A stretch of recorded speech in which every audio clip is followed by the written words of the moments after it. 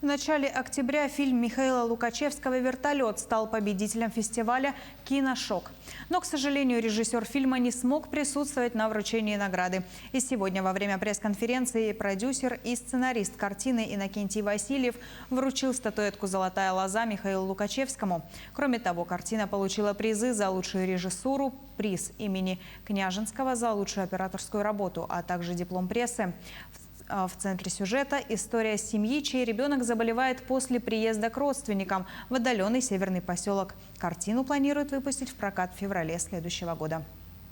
Режиссер в то время работал над своими другими картинами. Открывался театральный сезон, и нельзя было задействовать их в этой поездке. Сам поехал, и получилось так, что за всех взял эти призы. Этот год, хотя бы до Нового года, мы будем все равно по фестивалям ездить. Вот завтра у нас буквально едет наш режиссер в другой кинофестиваль, в Камчатку. Это «Черный ворон», по-моему, как я сейчас помню.